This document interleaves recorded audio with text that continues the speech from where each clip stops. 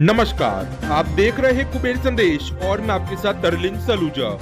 आइए आज हम बात करते हैं नीमच की। नीमच नगर पालिका का आज का सम्मेलन बहुत ही धमाकेदार तरीके से हुआ। आपको बता दें कि आज नीमच नगर पालिका का सम्मेलन का आयोजन किया गया, जिसमें कि पार्षद राजेश ललवानी आज नीचे जमीन पर बैठे परिषद की बैठक में सम्मिलित होते देखे गए। वहीं साथ में करीबन 4 विषयों के ऊपर चर्चाएं करी गई, जैसे कि बंगला बगीचा व्यवस्थापन, आवारा श्रवणों हेतु शेल्टर हाउस निर्माण, पुराने हाट मैदान दुकानों को लेकर, नगर पालिका द्वारा लीज नवीनीकरण के विषयों को लेकर, इन सभी मुद्दों को लेकर आज परिषद की बैठक में चर्चा करी गई, जिसमें सभी ने अपने अपने सुझाव रखे और नपाध्यक्ष के सामने अपने सुझाव रखकर इन सभी विषयों को लेकर बातचीत करी। वहीं साथ ही में देखा गया है कि नीमच नगर पालिका में पहली बार इन मुद्दों को लेकर सभी भाजपा कांग्रेस के पार्षदों ने एक साथ सहमति जताते सामने नजर आए हैं। तो वहीं साथ ही में इन 4 मुद्दों में से एक मुद्दों को लेकर कांग्रेस भाजपा के पार्षदगण आमने सामने हुए और जमकर बहसबाजी करने लगे। वहीं इस विषय को लेकर सभी एक दूसरे को बहसबाजी करते नजर आए और कांग्रेस भाजपा के पार्षद सामने आमने हुए।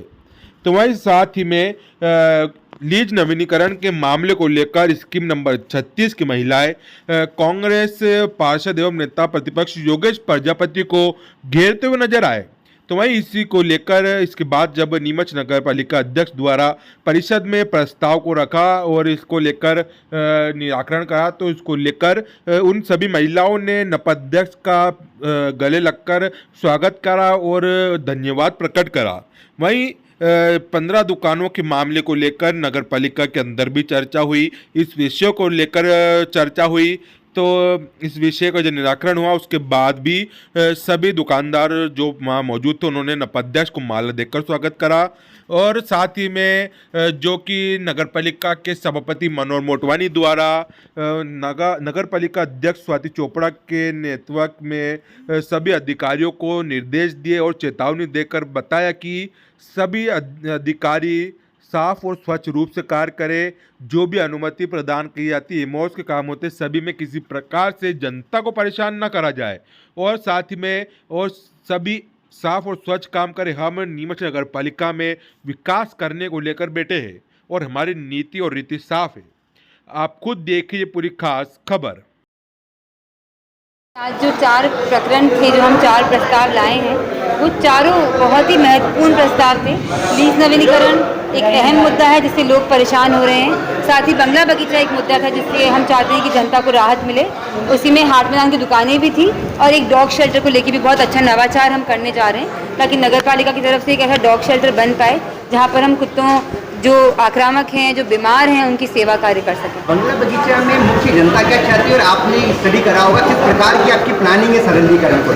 जी, सरलीकरण के विषय में मैंने कुछ महीनों पहले जाके भी माननीय सीएम साहब से मुलाकात की है और शासन में भी हमने पत्र भिजवाए हैं।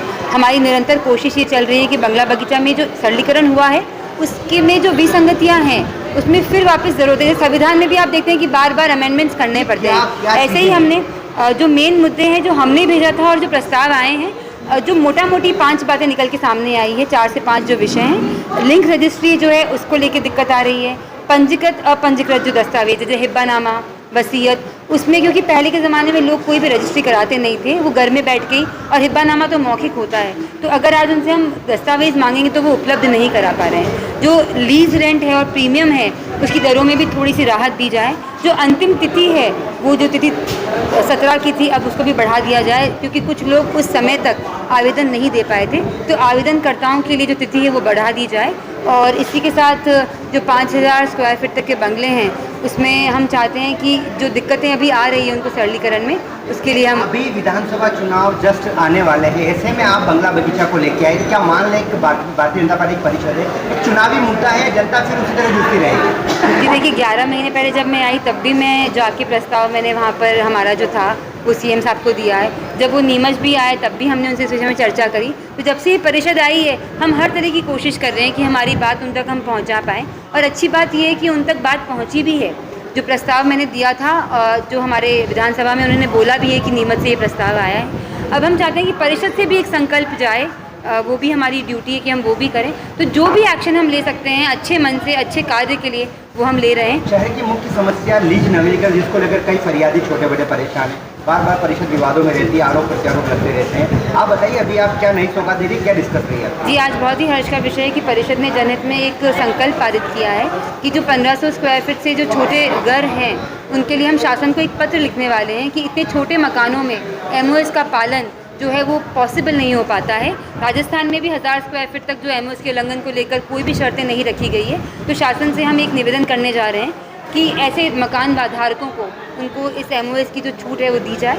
और एक और संकल्प जो आज परिषद से पास हुआ है कि जो 345 प्रकरण है और आने वाले समय में जो भी प्रकरण ऐसे आएंगे उनके लिए हमने लीज नवीनीकरण जो है वो राजस्व विभाग जो है वो करता है, क्योंकि भूखंड का लीज नवीनीकरण होता है और जो भी प्रक्रिया है MOS के उल्लंघन को लेकर वो लोक निर्माण पदक से कार्रवाई करेगा। आप ही के सभापति ने मनोज मोटवानी जी परिषद में गंभीर आरोप कर्मचारी होता है, बदले में लेन देन किया जाता है, बिना अनुमति निर्माण होते हैं। इसको किस नज़र से देखिए, क्या वाकई में आपकी परिषद में इस प्रकार के भाजपा के पार्षद आरोप लगा रहे हैं? इसको किस नज़र देखते हैं आप? जी, हमारे पास कुछ बातें भी आई है, मैं नाम तो नहीं लेना चाहूँगी उन लोगों का जो लोग जाके लोगों को ब्लैकमेल कर रहे हैं। ना मैं आप लोग शायद मुझे लगता है कि बहुत लोग जानते हैं उस विषय में कि भाजपा का तो वो कोई नहीं है, वो कौन से विपक्ष से कौन सा है इंसान जो लोगों को जाके MOS के उल्लंघन के लिए पहले नोटिस दिया जाता है, फिर उनसे पैसे ऐंठ के नोटिस हटाया जाता है। तो कर्मचारियों को हमने आज इसीलिए चेतावनी दी है आखिरी कि अगर उन्होंने परिषद की बातों का पालन नहीं किया, जो हम जनता से चुनकर आए प्रतिनिधि हैं,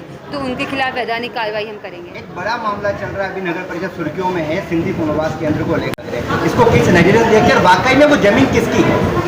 देखिए, वो जो ज़मीन का मुद्दा वो बहुत पुराना है, शायद 2007 में ऐसा कुछ हुआ था और 2015 में या 14 में उसकी रजिस्ट्री करवा ली गई थी। वो हमारे समय का मुद्दा नहीं है। आज वहाँ पर जो वकील के लिए मेरे पास जब फाइल आई 2019 में, जो वकील थे हमारे वीर कुमार जी जैन, उन्होंने सुप्रीम जो कोर्ट के सामने हाई कोर्ट में उन्होंने मना कर दिया था कि मैं इस प्रकरण में और उसके अलावा 5-6 प्रकरण के लिए उन्होंने बोला है कि वो पैरवी नहीं करेंगे। तो जब मेरे पास फाइल आई तो आप बताइए मैं क्या करती?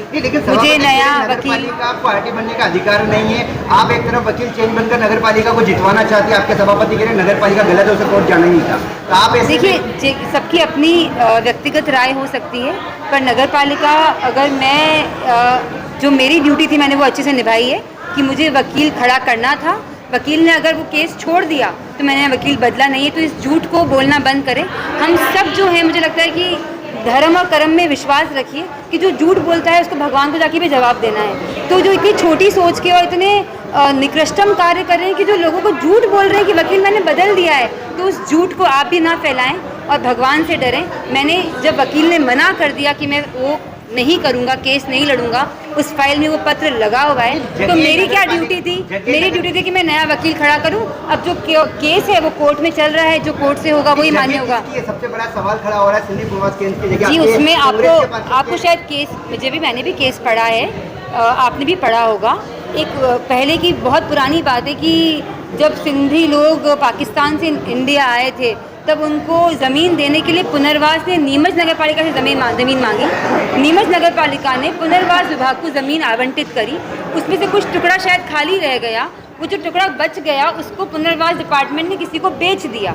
जिसको बेचा उसको बेचने के बाद नगर पालिका में 2007 में जब हमारे साथ CMO या फिर रघुराज जी थे, जब हमारे नगर पालिका अध्यक्ष, तब उन लोगों ने एक केस लगाया कि ये ज़मीन पुनर्वास वाले वापस नगर पालिका को दें। अब नगर पालिका, पुनर्वास विभाग और जिसको बेची गई है पुनर्वास विभाग के द्वारा, ये तीन उसमें जो पार्टी हैं और उन्होंने किसी और को बेच दी है। वो देखिए, मैं आपको एक बात बताना चाहूँगी कि आज मान लीजिए हमारे पेश में 40 जने हैं, किसी ने भी किसी को बेच दी, किसी ने किसी से खरीद ली, किसी के रिश्तेदार कोई निकल गए। ज़मीनें जो भी बिकी है या खरीदी गई है उसके बारे में मुझे कोई जानकारी नहीं है, ना मेरा कोई इंटरेस्ट है, ना मुझे कोई मतलब है। मैं नगर पालिका की तरफ से जो मेरा कर्तव्य था वकील खड़ा करने का, क्योंकि वकील ने मना कर दिया, मैं अपने कर्तव्य का पालन करूंगी और मैं ईमानदारी में बिलीव रखती हूँ। मुझे किसी का 1 इंच ज़मीन नहीं चाहिए, किसी का 1 पैसा नहीं चाहिए। मुझे ये लगता है कि मैं जनहित में काम करने के लिए आई थी और भगवान की दया से मुझे और कोई काम करने की आवश्यकता